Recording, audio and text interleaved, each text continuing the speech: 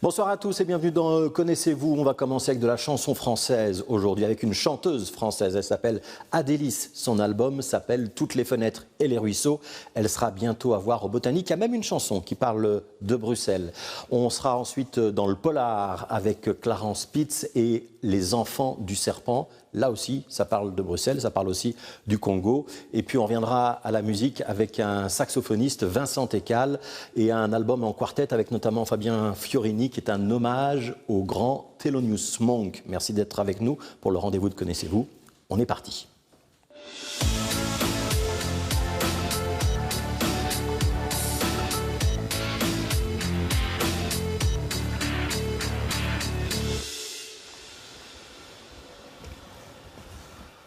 Bonjour Adélis.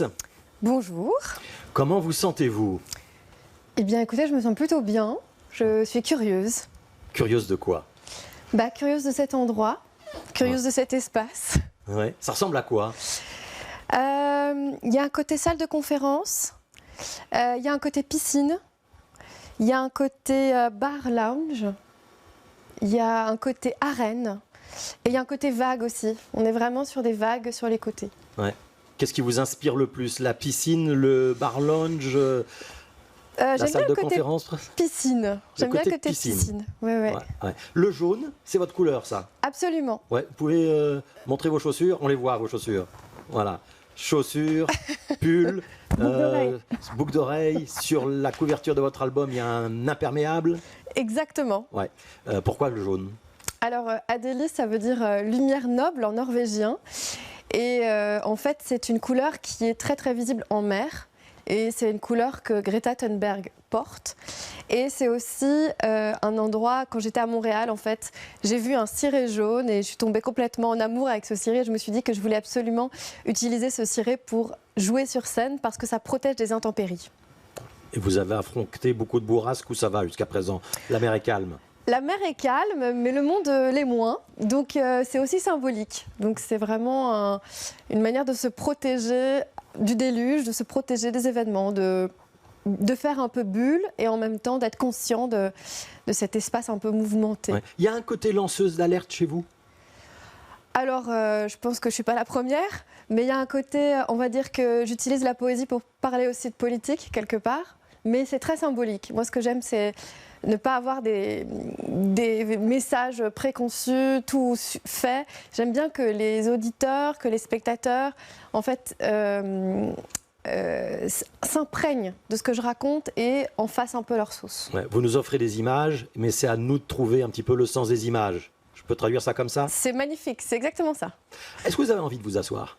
Oui, maintenant je vais m'asseoir. Alors, juste derrière vous. Non, à votre droite. Voilà, celle-là. Ce sera très bien. C'est un premier album, ça s'appelle Toutes les fenêtres et les ruisseaux. Donc maintenant, on a compris qu'Adélis, ça voulait dire lumière noble en norvégien. Qu'est-ce que ça veut dire, toutes les fenêtres et les ruisseaux? Alors, toutes les fenêtres, on est vraiment dans une idée que c'est la ville. Ce sont les cadres, ce sont les angles. Et c'est un peu les rôles sociaux, c'est la trajectoire urbaine, c'est... Alors, je dirais pas que c'est une prison, mais il y a quelque chose quand même d'assez fermé.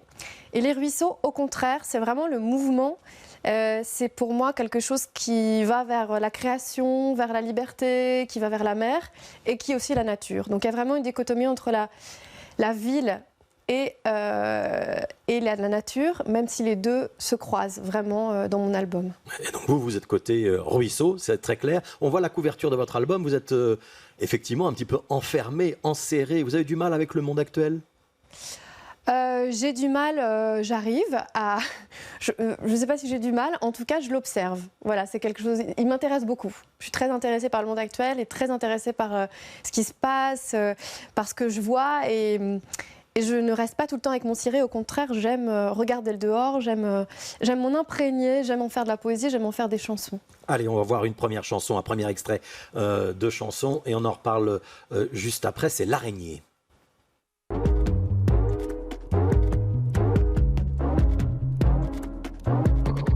Elle descend petit à petit par palier, elle surprend avec ses figures et son agilité.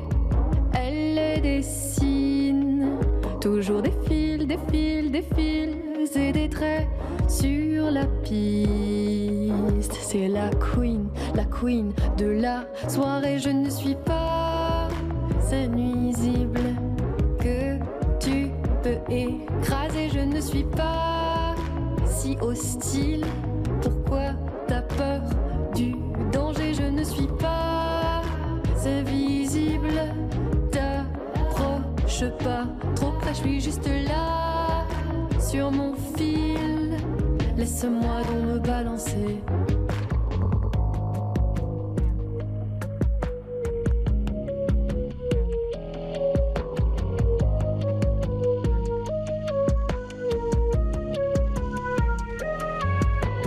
Elle s'expose à tous les rayons.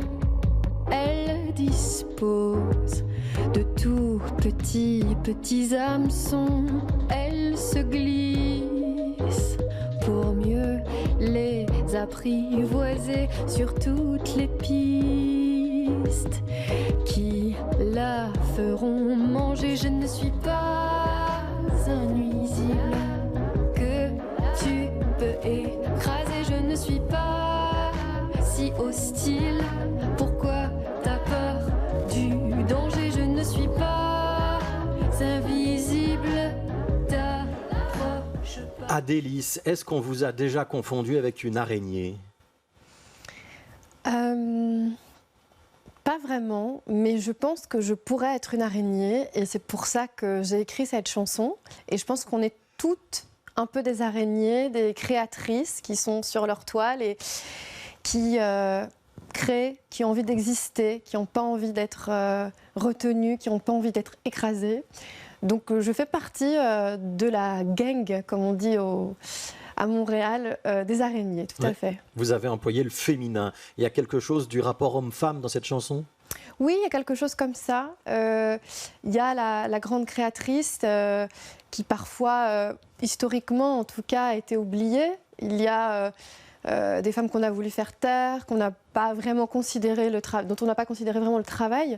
Et il y a vraiment de ça. Et il y a aussi, au-delà du féminin-masculin, c'est aussi la petite voix à l'intérieur. Enfin, moi, en tout cas, j'ai évolué beaucoup avec une voix qui m'empêchait. Et en travaillant, en jouant, voilà, j'ai réussi, en tout cas, à la dépasser et à lui parler. C'est pour ça que j'aime bien dire « laisse-moi donc me balancer » à la fin du refrain. C'est vraiment « laisse-moi donc être, laisse-moi m'amuser, arrête de m'embêter et ne me retiens pas ». J'aimerais savoir comment vous travaillez ces paroles et musique, toute seule, les instruments, la programmation, le mixage, la production. Il y a une équipe autour de vous ou c'est Adélis, 100% Adélis? Alors, déjà, il y a plusieurs étapes. Il y a vraiment l'étape de la nourriture. C'est comment je vais me nourrir de ce que je vois. Par exemple, pour l'araignée, j'ai dû voir... J'étais à Bruxelles, en fait, je composais un morceau par jour pour cet album-là. Et il y a une araignée qui a dû arriver, je crois, à un moment donné, où je commençais à travailler au studio et je me suis dit, ah tiens, c'est drôle. Et j'en ai fait toute une histoire, donc j'ai commencé à écrire le texte. Et de là est venue assez rapidement, finalement, je travaillais sur un ordinateur, une production, une pré-production, parce que je ne suis pas une as dans la production, mais j'arrive en tout cas à faire des pré-produits. Et donc, j'ai mis en place le texte, j'ai mis en place la mélodie, ça a donné une chanson. Et à partir de là, j'ai voulu vraiment travailler avec quelqu'un qui sait mieux faire ça que moi. Donc j'ai co-réalisé l'album avec une femme qui s'appelle Mélanie Frisoli, alias Mel, qui est une chanteuse qui, elle, habite à Montréal. Et elle a vraiment rajouté ce son que vous pouvez entendre. Il y a eu un bassiste qui a joué. Donc l'équipe artistique, elle est assez réduite parce que Mel a fait à la fois la réalisation et le mixage. Ouais. Vous dites écrit à Bruxelles. Vous êtes française, hein, vous venez de Évreux ou dans les environs d'Évreux, en Normandie.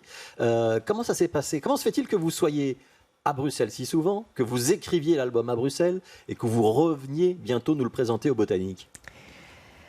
Alors, je crois que c'est mon goût de l'ailleurs. Mon goût aussi, je me suis dit que comment faire écouter de la musique francophone ailleurs qu'en France. Je me suis dit, il n'y a pas très loin à aller, il y a Bruxelles.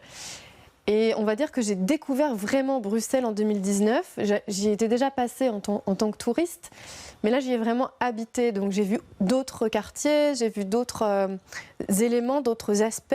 C'était l'été et j'ai un souvenir formidable de cet été-là. Et j'ai en fait, dès que je reviens à Bruxelles, il y a quelque chose peut-être qui m'apaise ou qui me calme, ou je sais pas, ou peut-être des longueurs d'onde similaires. Ouais. On y reviendra tout à l'heure. Pour l'instant, je vous propose qu'on aille à La Défense, si vous voulez bien. Deuxième extrait de l'album. Sur le chemin, j'ai remis mon costume de petit pantin, comme d'habitude. Je suis un animal de type commercial, un personnage urbain, un animal humain. Lundi matin, j'ai rendez-vous. Le même refrain,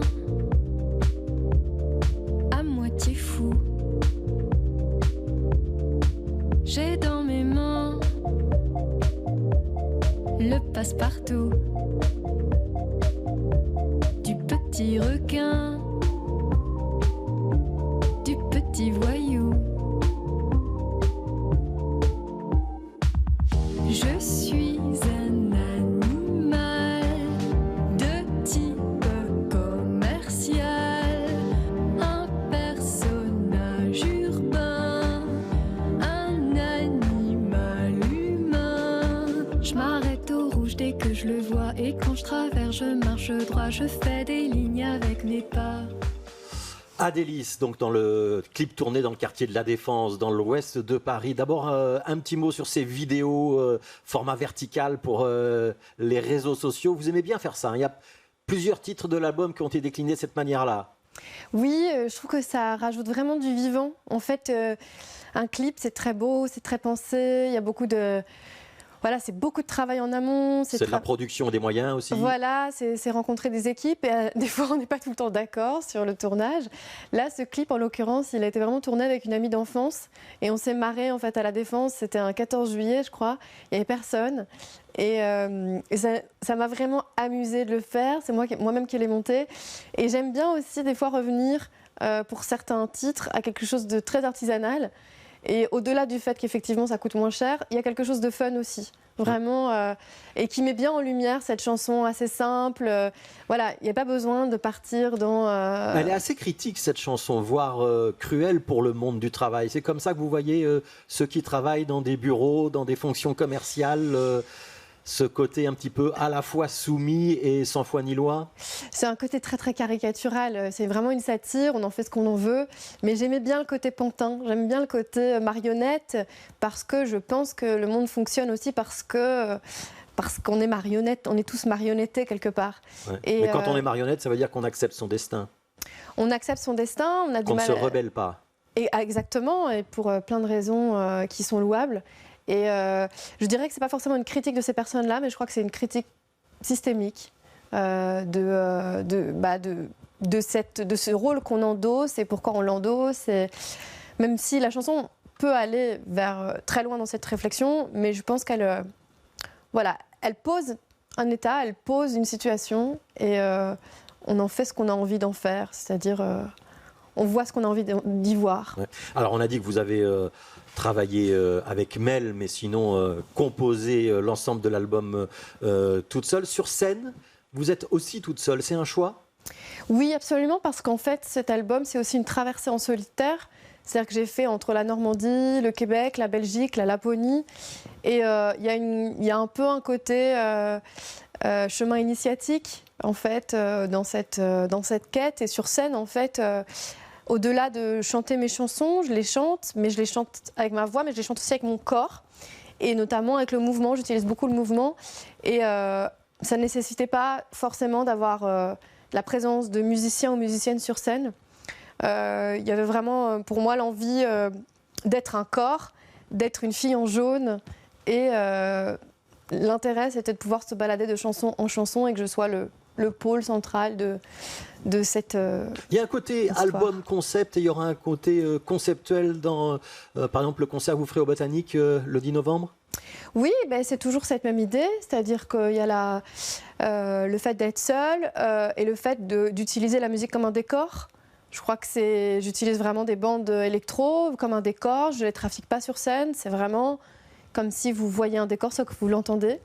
Et sur ce décor-là, je danse, je chante, je performe en fait. Je dirais qu'il y a un côté de la performance, moi, qui m'intéresse beaucoup. Et c'est ce qui va se passer effectivement au Botanique le 10 décembre. Voilà, le 10 décembre. On a parlé de Bruxelles. On va voir et entendre ce que vous pensez de Bruxelles. Tu me dis que je suis belle et je te crois. Dans les tours glacées du Nord, je me vois. Tu me dis que je suis arc-en-ciel à chaque fois. Et dans tous les angles morts de chez toi. Bruxelles, Bruxelles, je pars en vélo. Je danse sur la selle comme l'avion tout là-haut. Bruxelles, Bruxelles, zigzag et cours d'eau. Quand tu m'appelles, je t'aime un peu trop.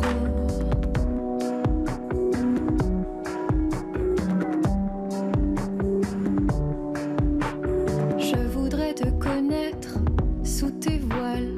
Je voudrais regarder sous la toile. Je voudrais être l'une des éclaircies dans ton ciel qui passe du jaune au gris. Bruxelles, Bruxelles, je pars en vélo. Je danse sur la selle comme l'avion tout là-haut. Bruxelles, Bruxelles, zigzag et cours d'eau. Adélis, franchement, est-ce qu'on peut aimer trop Bruxelles? Je ne sais pas, mais je trouvais que ça sonnait bien. Ouais. Et pourquoi le vélo? Ah ben, parce que c'était pratique pour aller d'un endroit à un autre. Aussi parce que je suis quelqu'un qui aime bien voyager avec le vent. Et notamment là, c'était l'été. D'ailleurs, les images le montrent bien. Il y a vraiment un côté... la ville m'emporte je m'emporte avec le vélo. Enfin, le vélo m'emporte et c'est comme un voyage que je vis dans Bruxelles.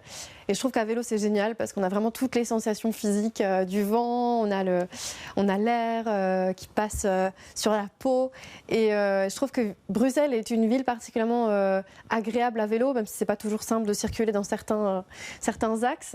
Mais l'été, c'est magnifique. Alors, je vais vous proposer de confronter votre vision de Bruxelles à un autre récit, à un polar en l'occurrence. Génial. On va accueillir Clarence Spitz.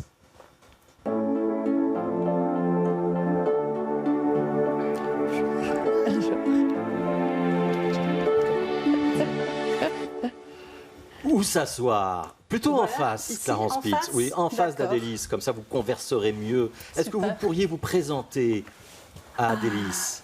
Bonjour Adélis. Bonjour, Moi je Clarence. suis Clarence Spitz et je suis auteure de thrillers policiers. On ne doit pas dire autrice? On peut dire autrice aussi, oui. Je dis les deux en fait, auteur ou autrice. Ouais. J'ai introduit la séquence en parlant de Bruxelles parce que c'est votre 4e polar. Oui. Il se passe en partie à Bruxelles, pas que à Bruxelles, dans un quartier précis, c'est Matongué. Est-ce que vous Oui. connaissez Matongué, Adélis? Oui, Oui. je connais bien. Quelle est l'image que vous avez de Matongué? Un quartier hyper cosmopolite, hyper vivant. Moi, j'aime beaucoup me balader là. C'est quelque chose que j'aime bien. Enfin, il y a beaucoup de passages, de gens différents. C'est plutôt un endroit de passage. Je ne vais pas rester beaucoup, mais j'aime beaucoup ce quartier. Ouais. Est-ce que vous avez une vision aussi positive de Matongué, Clarence Spitz? Je n'ai pas une vision très sombre de Matongué, j'ai aussi plutôt une vision de quartier multiculturel, c'est aussi le quartier africain de Bruxelles, plutôt un quartier joyeux, animé, j'en ai pas forcément une vision sombre, même si j'y place une scène de crime, oui. Alors, essayons de raconter le début de ce roman.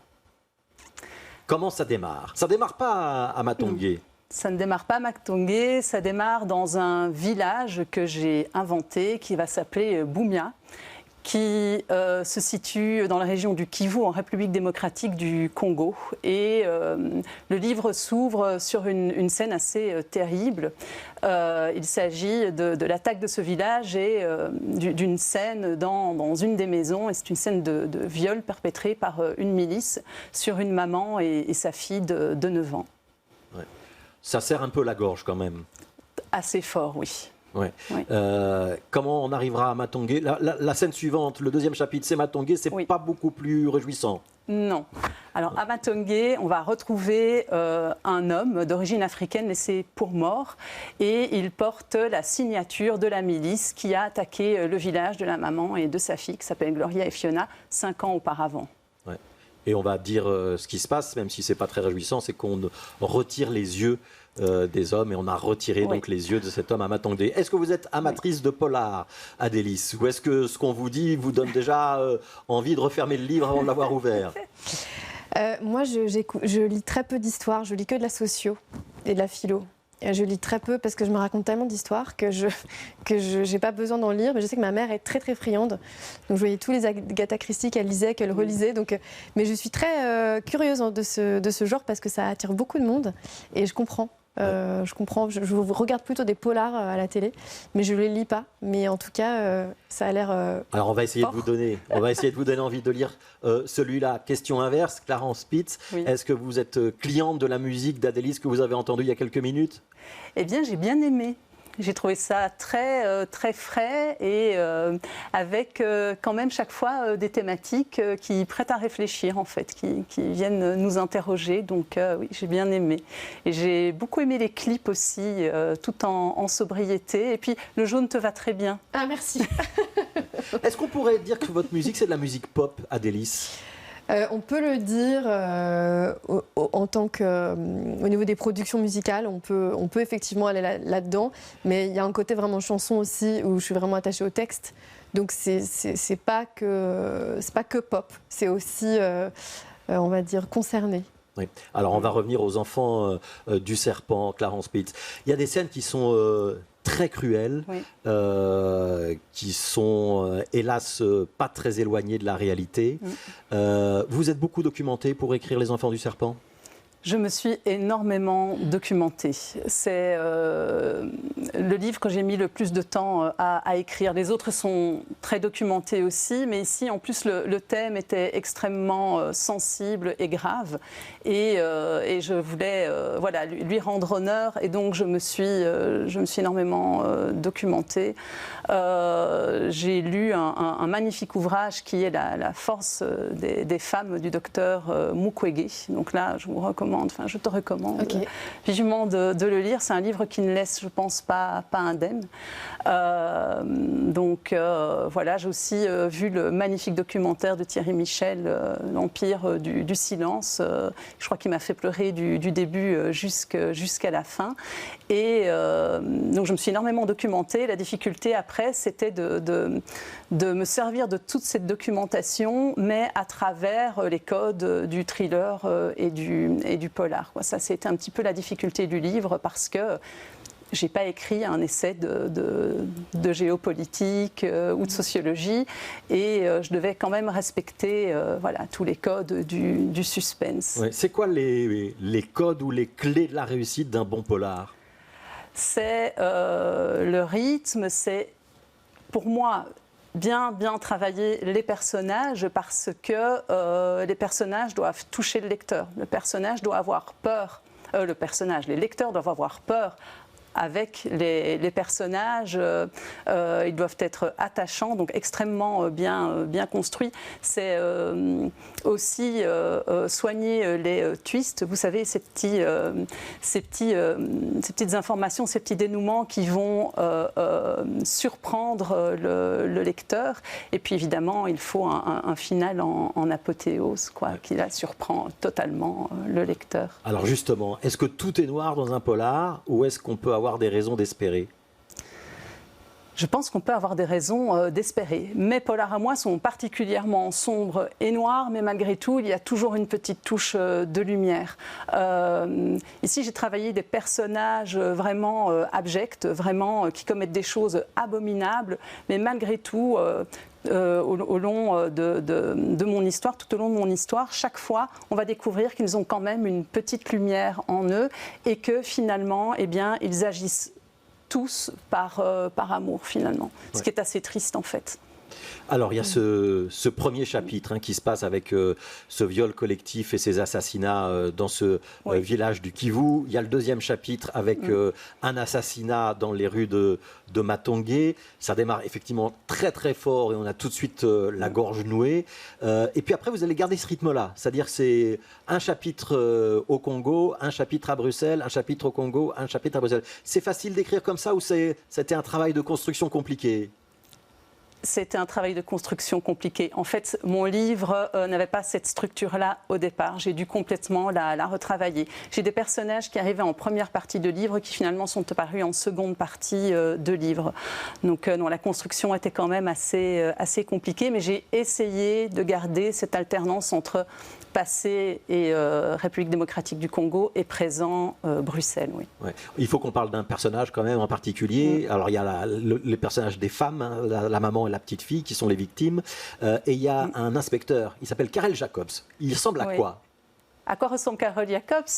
Alors physiquement, il est plutôt grand, châtain, costaud, yeux bleus. Il a un physique typiquement bruxellois, typiquement belge. Il a son accent bruxellois, il n'arrête pas de dire Verdum.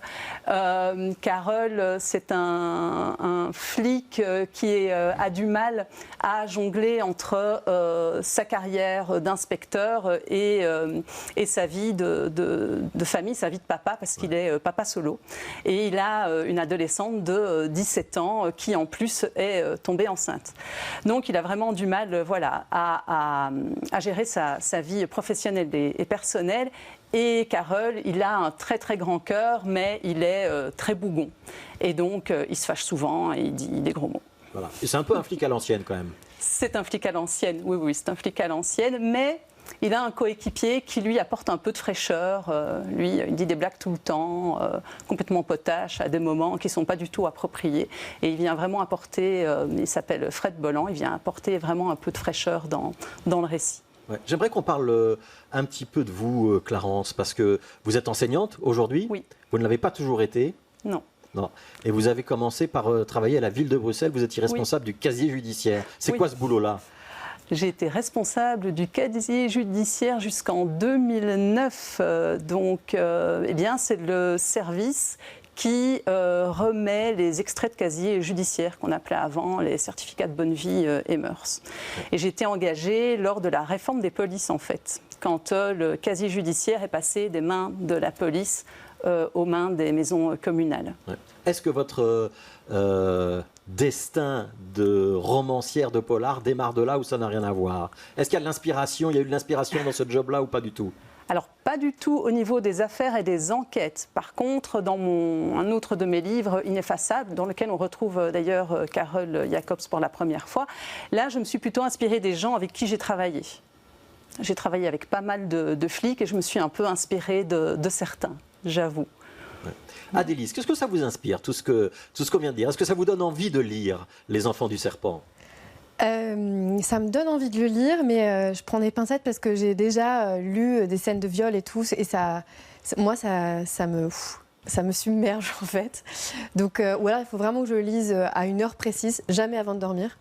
Il faut que je trouve le moment pour le lire. Mais en fait, je trouve ça dingue d'écrire des polars. Je trouve ça génial parce que je me dis, faut vraiment aller chercher quelque chose, comment on se documente et puis comment cette matière-là, émotionnellement, comment on la gère aussi au quotidien. Parce qu'en fait, c'est comme les journalistes de l'AFP qui tous les jours reçoivent des images, des choses. Moi, j'en connais certains et c'est vrai que c'est pas évident en fait comment cette matière-là ne t'entache pas trop. Enfin, comment tu arrives toi dans la vie, par exemple, à te dire oui, bon bah ça c'est ça. Enfin, à faire le switch entre finalement toute cette documentation, tout ce côté un peu morbide et la vie quoi. Enfin, et qui est la vie aussi d'ailleurs. Mais... Je trouve ta réflexion très pertinente parce que c'est pas facile effectivement. Et ce livre, il m'a vraiment pas laissé indemne en fait. Ouais. J'ai dû faire des pauses dans ce processus d'écriture, parce que j'ai pas eu besoin de faire de pauses pareilles quand j'ai écrit mes autres romans. Là, parfois, j'ai fait des pauses de plus d'1 mois en fait, parce que c'était, ce que je lisais, ce que je regardais. Enfin, je veux dire, c'était juste.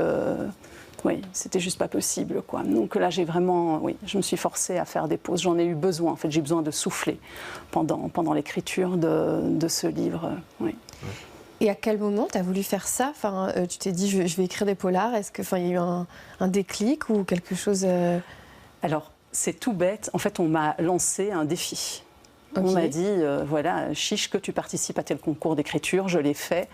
Je suis arrivée première des votes du public, mais je n'ai pas gagné le concours. Et puis, voilà, après j'ai participé à un second concours. Ce livre-là a été publié par une autre maison d'édition. Enfin, donc, de fil en aiguille, j'ai écrit du polar et du thriller. Après, j'aimais déjà en lire. Hein, oui, c'est un vrai goût. C'est un vrai goût. Ouais. Okay. Est-ce qu'on doit quand même prévenir les lecteurs, Clarence Pitts, qu'il y a des scènes qui sont quand même dures de chez dur? Il y a des scènes qui sont très dures. Alors jusqu'ici, les lecteurs ont adoré le roman. Ils se sont fort intéressés en fait à cette thématique qui est celle du corps des femmes comme arme de guerre dans la région du Kivu. Ils se sont vraiment, ils ont été très très sensibles à cette thématique. Ils m'ont tous dit qu'ils avaient été bouleversés. Il y en a beaucoup qui ont pleuré en fait dès la première scène.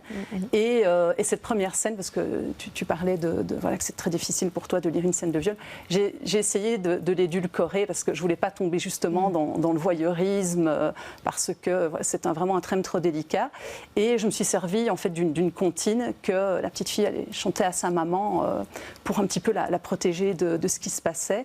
Et je me suis dit que ça allait alléger un petit peu la scène. Et finalement, les lecteurs me disent qu'ils ont encore été plus touchés par cette scène. Cette comptine revient régulièrement dans la bouche de la petite fille. Oui. Voilà, ça s'appelle Les Enfants du Serpent. Vous avez déjà le prochain livre en route, Clarence Pitts, ou pas encore? Oui, alors je suis en train d'écrire le prochain livre, mais il s'agira d'un thriller fantastique pour adolescents. Donc, voilà, encore un petit défi pour moi. J'essaye d'écrire pour les ados. Il devrait sortir aux éditions Ozu en 2024. Alors, je voudrais qu'on dise un mot d'un salon auquel vous allez participer. On va voir l'affiche. Ça s'appelle Iris Noir. Qu'est-ce qui va se passer à Iris Noir? Pourquoi est-ce qu'on accepte d'abord, quand on est un écrivain, de participer à des salons, quoi? C'est pour aller signer des dédicaces, rencontrer ses lecteurs, se rencontrer entre professionnels. C'est quoi la motivation de ce salon de la littérature qui sera le 28 et le 29 octobre à Bruxelles? C'est, dans un premier temps, je pense, rencontrer ses lecteurs. Parce que finalement, tout ce processus de documentation et d'écriture, eh bien, il est très solitaire. On reste dans son coin. Et puis, il y a aussi un peu le côté où les gens qu'on croise, les copains, etc., la famille, on leur parle du bouquin qu'on est en train d'écrire, mais on ne peut pas tout leur dévoiler. Et puis voilà, on n'a pas toujours envie de les bassiner avec ce qu'on écrit. Par contre, c'est chouette de pouvoir rencontrer des passionnés qui ont envie de vous lire, de pouvoir pitcher son bouquin, donner envie de le lire. Ça, c'est recueillir aussi les premiers avis des lecteurs. C'est hyper important pour un auteur. C'est ça qui donne aussi envie de continuer à écrire. Et puis rencontrer d'autres auteurs, partager nos expériences d'écriture, de vie. C'est aussi très, très important. Voilà. Et donc ça se passera, le salon Iris Noir, ce sera rue du Cal, aux Écuries Royales. C'est tout près du Parc Royal, pour ceux qui auraient du mal à situer. On va revenir à la musique, si vous voulez bien. On va peut-être changer un petit peu de registre. Vous allez rencontrer Vincent Ekal.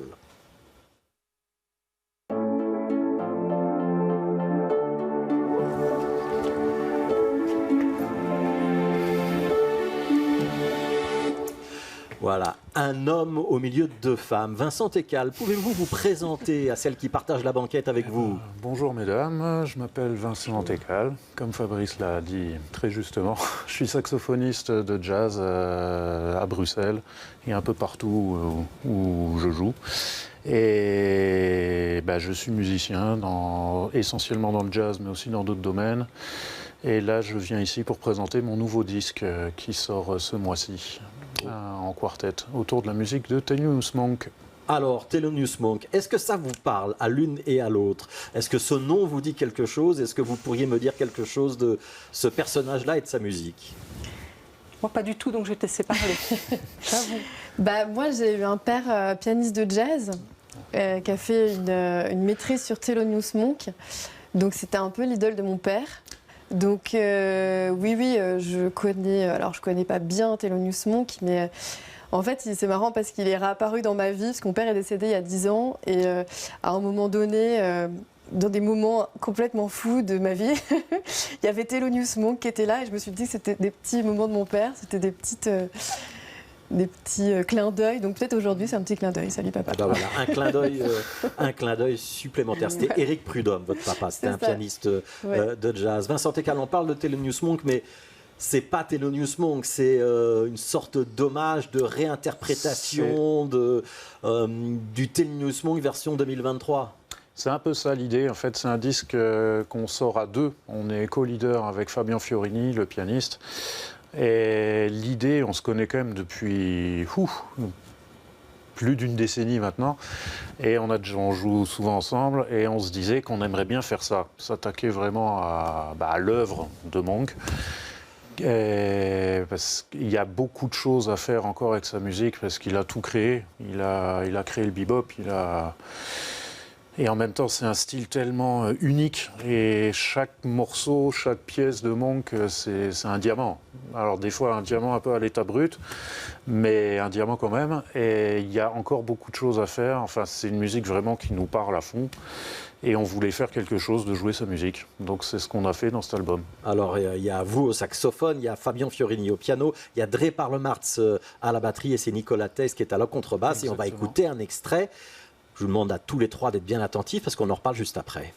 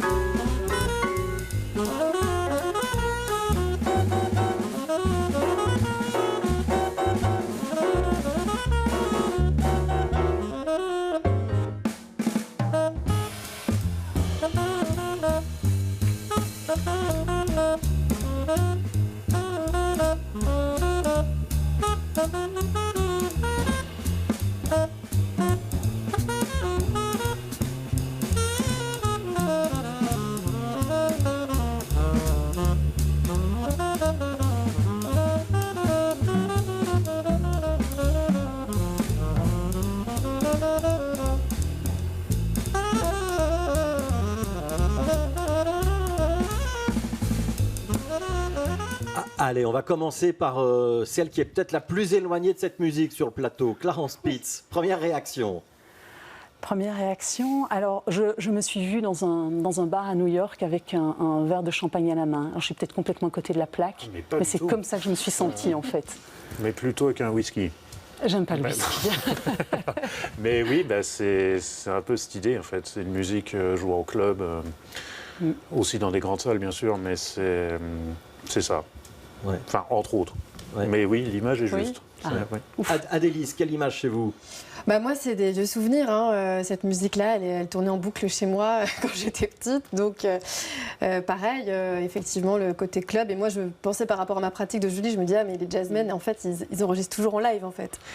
Enfin, du coup, parce que c'est de l'improvisation et du coup, c'est du chorus. Et je me disais, par rapport au moi aujourd'hui, qui fait qui enregistre de manière très millimétrée, métronomée, on travaille le son, machin.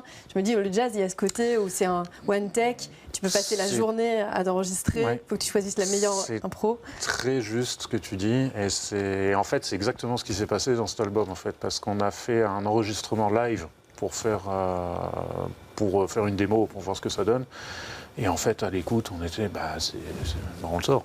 Enfin, c'est nickel, quoi. Et donc il y a l'énergie du live, et l'équipe est super, donc ça marchait d'enfer, donc on a fait ça. Ouais. C'est enregistré en public, Vincent Técal? Oui, à la Jazz Station. Ah ok. On l'a enregistré en public. Ouais. Et voilà. C'était pas destiné à sortir, ce premier enregistrement. C'était plutôt une bande témoin. C'était ça, pour voir ce que ça donne et faire une démo. Mais en fait, la démo était super, donc allons-y. Hein, on en fera un deuxième, sûrement. Ouais. Mais celui-là est parfait. Ouais. Je voudrais pas qu'on parle de Thelonious Monk sans voir Thelonious Monk et sans l'entendre. On va s'offrir quelques secondes.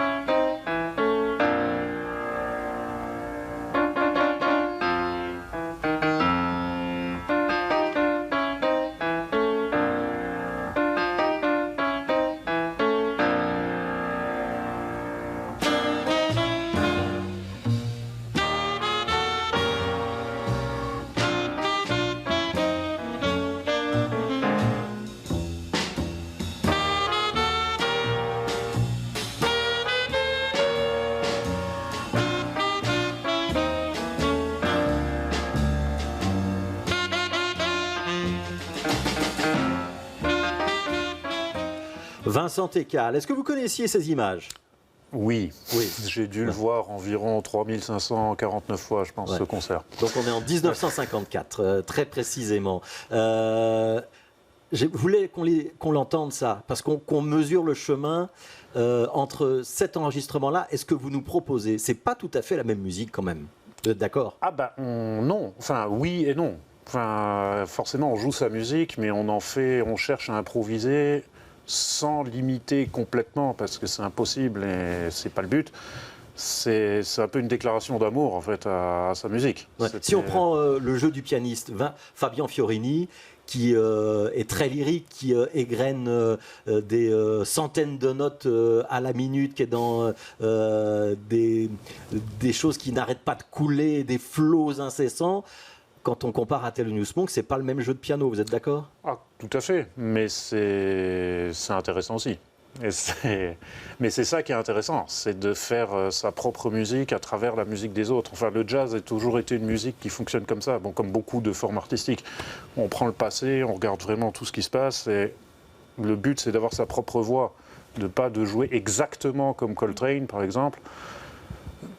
C'est formidable, mais c'est pas mon but. Ouais. Quand on cite des saxophonistes, pour vous c'est Coltrane la référence? Ou il y en a d'autres? Il y en a bien sûr d'autres. Il y a dans les anciens, il y a évidemment Coltrane. Pour moi, il y a Dexter Gordon, il y a Charlie Rouse, le saxophoniste de Monk. Il y a Ben Webster, il y a Charlie Parker, évidemment. Enfin, après, je pourrais passer 3 quarts d'heure à vous les citer tous. Mais actuellement, il y en a encore plein. Il y en a énormément. Ouais. Il y a Michael Brecker, mais bon, qui est parti malheureusement. Aujourd'hui, il y a Seamus Blake, Ben Wendell, Walter Smith. Enfin, il y en a plein. Ouais.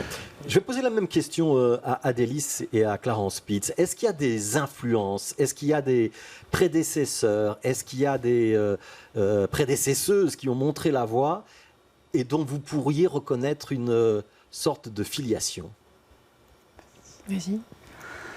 Moi, j'ai commencé à lire des thrillers quand j'avais, je crois, 13-14 ans, et c'était les Stephen King, les Stephen King des années 80, les Shining, les Carrie, etc. Et puis, je suis passée assez rapidement à la lecture des Maxime Chatham, par exemple. Alors, je ne sais pas si je m'en suis inspirée, je ne crois pas, parce que ce que j'écris est quand même très, très différent. Si ça a dû laisser quand même une trace en moi. Donc oui, ça doit être quelque chose plutôt de l'ordre de l'inconscient. Mais par contre, comme je disais tout à l'heure, il reste quand même tous les codes du thriller, du polar, etc., qu'on peut parfois un petit peu casser pour recoder ensuite. Mais j'essaye quand même, en toute modestie, d'apporter en fait ma patte à mes bouquins, ne pas faire du comme et faire du moi. Ouais. Adélis, même question? Oui, évidemment. En fait, je pense que L'album, il est né d'une cartographie d'influences diverses et variées. Moi, je viens du théâtre. Je crois qu'il y a aussi l'attention au texte. J'allais tout le temps au Festival d'Avignon. Quand j'étais petite, je jouais dans des spectacles de théâtre, assez intello d'ailleurs. Après, au niveau musical, il y a eu Barbara qui a compté, je pense, parce qu'elle était chantée chez moi. Ma mère chantait Barbara aux fêtes de Noël. Et donc il y a aussi tout ce jazz, toute cette musique savante, que ce soit jazz ou classique, qui m'est venue dans les oreilles. J'ai écouté beaucoup de rap aussi. J'ai énormément aimé la musique populaire. J'écoutais énormément Skyrock quand j'étais petite, comme pour dire je ne veux pas écouter que du jazz. Je pense qu'il y avait un petit côté rébellion. Et après, actuellement, il y a une chanteuse que j'adore au Québec qui s'appelle Claude Pelgag, et qui a un univers un peu fou, qui a emprunté à Björk, qui a emprunté... moi, j'ai aussi emprunté un peu... Alors, je pense pas que j'ai vraiment emprunté, mais je pense que ça se filialise, même si c'est pas filiation, puisque c'est fille. On s'imprègne de Camille, par exemple, une chanteuse française. Voilà, moi, je suis aussi attirée par les textes. Donc, en fait, c'est une cartographie de plein de gens. Ouais. Est-ce que vous n'avez fait que du jazz dans votre vie de musicien professionnel, Vincent Técal? Non, j'ai fait beaucoup de jazz, et c'est vraiment la musique qui m'anime, mais j'ai fait à peu près beaucoup de choses. En fait, moi, j'ai fait un parcours classique, de musique classique, ensuite parcours jazz. Et après mes études, je suis arrivé à Bruxelles, donc il y a une quinzaine d'années, pour continuer et faire de la musique vraiment. Mais j'ai fait beaucoup de musique, que ce soit du hip-hop, du reggae, du ska, comme tous les adolescents saxophonistes. Qu'est-ce que j'ai fait L'effet encore? Madness. Bien sûr, ça c'était... Quand j'avais 8 ans, quelque chose comme ça, j'étais fasciné par le saxophoniste de Madness. J'ai fait aussi de la pop, pas mal de pop aussi. J'ai même participé à un orchestre de télévision en Algérie, où j'ai accompagné tous les musiciens, tous les chanteurs algériens, à peu près. Ouais. Donc c'était une belle expérience, ça. Ouais. Vous pourriez accompagner Adélie si elle vous demandait? Si elle me demande, oui, mais après, est-ce qu'elle va me demander? Vous êtes bruxellois d'adoption, oui. Et Adélie est bruxelloise par intermittence, on va dire ça comme ça. Est-ce que vous ne regrettez pas votre choix, Vincent Técal? Vous ne quitteriez plus Bruxelles? Non. Enfin, après, on verra ce que la vie me réserve, mais là, c'est ma 15e année, là. Donc non, j'aime vraiment bien Bruxelles. Non, là, je suis là pour de bon. Oui. Ouais. Adélie, vous viendrez un jour de manière permanente à Bruxelles ou pas? Oui, c'est prévu pour mes vieux jours. Ah. Oui, c'est pas tout de suite, ça? Non, c'est pas tout de suite, mais je laisse la vie décider. Mais je me vois bien... J'espère que je serai riche, j'aurai une maison à Bruxelles, oulala, parce que je crois que maintenant il faut être vraiment riche pour avoir une maison à Bruxelles. Et je me vois promener mon chien près d'un parc quand je serai un peu plus vieille. Voilà. Vincent Técal, j'aimerais qu'on revienne au polar de Clarence Spitz. Est-ce que le jazz et le polar, ce sont deux ingrédients qui se mélangent bien? C'est une grande histoire d'amour, je dirais même. Et c'est drôle parce que dans mon parcours de lecteur aussi, j'ai commencé par à l'adolescence, je suis passé par Stephen King, par tous les classiques, que ce soit les Carrie, Shining, Cimetière, tout ça. Cimetière, évidemment. Comment est-ce que vous expliquez que dans cette musique-là, il y ait cette résonance-là de quelque chose qui relève du suspense ou de l'angoisse? Le monde de la nuit, le monde des gangsters. C'est deux mondes qui fonctionnent très bien ensemble. D'ailleurs, il y a un super livre que je vous conseille qui s'appelle « Le jazz et les gangsters », sur les relations entre les mafias, pour appeler un chat, et le monde du jazz. C'est passionnant. Et il y a toujours eu le monde de la nuit, les clubs, parce que dans les années 20, ou même plus tard, les musiciens de jazz, c'est pas des enfants de cœur non plus, quoi, hein. Rassurez-nous, vous ne fréquentez pas les gangsters? Non. Vous ne faites pas partie des gangs de Matongué dont on parle dans les romans de Clarence Spitz? Non, je ne les fréquente pas. Ouais. Clarence Spitz, est-ce que vous écrivez en musique ou est-ce que c'est le silence pour la concentration? C'est le silence absolu pour la concentration, parce qu'en fait, si je devais écouter de la musique en écrivant, je me mettrais, je crois, à bouger, à chanter. Donc quand j'écoute de la musique, j'écoute de la musique. Limite dans ma voiture quand je suis toute seule, et que voilà, mais sinon, non. Alors, je impossible. vous propose qu'on revienne à Thelonious Monk et au quartet de Fabian Fiorini et Vincent Ekal. Nouvel extrait.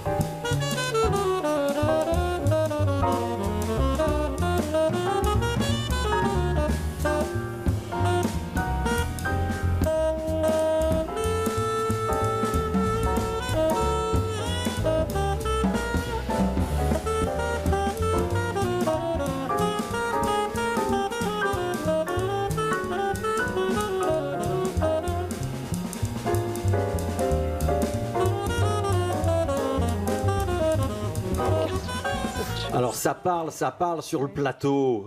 Vincent Ekal, c'est quoi le morceau qu'on vient d'entendre? Là, on vient d'écouter Evidence. Ouais. Quel morceau qui ouvre l'album, hein, si je ne me trompe Oui, pas? tout à fait. Ouais. Pourquoi celui-ci ouvre-t-il l'album? Parce qu'il est super. Parce qu'il est super. Parce que, pourquoi pas, et parce que c'est une évidence quelque part. Même. Alors le vrai titre de cet album, c'est Evidence, mais au sens justice, ça veut dire preuve. Parce que encore cette relation gangster, police, jazz. Ouais. Mais pourquoi ce morceau? Parce qu'il est bien. Enfin, non, mais... Ouais. J'aimerais vous entendre sur l'idée de la dissonance, parce que la musique de Monk, c'est aussi ça. C'est aller jusqu'à la dissonance et s'arrêter à la dernière minute avant que ça bascule dans quelque chose qu'on aura du mal à écouter. Vous êtes d'accord avec cette définition-là ou pas? Oui. La dissonance, ça va être... Oui, c'est ce que vous dites, oui. Chercher quelque chose qui va frotter un peu, qu'on va se dire... Mais il y a de la beauté là-dedans. On ne peut pas faire que des quintes et des quartes, ou que des beaux accords, même si bien sûr les beaux accords, il y en a plein et c'est super. Mais aller chercher autre chose. Parce que qu'est-ce qu'il y a dans tout cet univers de son, en fait? Il y a beaucoup de choses. Et Monk, c'est vrai qu'il était beaucoup là-dedans, de faire des tout petits intervalles qui gênent un peu, mais qui sont bien quand même. Et qu'est-ce qu'on a là-dedans, en fait? Et quelle beauté on peut avoir là-dedans? Et ça, je pense que tous les musiciens, tous les grands créateurs, en fait, ont fait ça en leur temps. Ouais. Il y a un moment où Stravinsky se faisait jeter des cailloux parce que c'était qu'est-ce que c'est que cette musique, c'est n'importe quoi. Et voilà. Et pourtant aujourd'hui, tout le monde est d'accord pour dire que le Sacre du Printemps, c'est une masterpiece du XXe siècle. Et Monk, dans le jazz, à cette époque des années 40, il fait partie de ceux qui ont inventé le bebop. Et lui, c'était peut-être le plus en avance parmi toute cette équipe, quoi. Donc cette dissonance, car je digresse un peu là, cette dissonance, non, elle est belle. Après, oui, il faut savoir jauger pour pas aller trop loin dans le... rester dans quelque chose d'esthétiquement intéressant. Ouais. Il y a du swing dans cette musique-là aussi? Oui. Oui. Et dans la vôtre aussi? J'espère. C'est quoi la définition du swing? C'est... Selon Armstrong, c'est ce qu'il y a entre les notes. Bon, voilà, on n'en saura pas plus. Il y a peut-être du swing aussi dans la musique d'Adélis et il y a peut-être du swing aussi dans l'écriture de Clarence Pitts. Adélis sera donc en novembre en décembre, pardon, le 10 décembre au Botanique. Son album s'appelle Toutes les fenêtres et les ruisseaux. Clarence Pitts sera aux Écuries Royales pour le salon Iris Noir et son album s'appelle Les Enfants du Serpent. Et Vincent Écal est en quartet avec notamment Fabien Fiorini pour un Monk's Mood qui paraît chez Hypnote Records. Merci à tous les trois d'avoir participé à Connaissez-vous.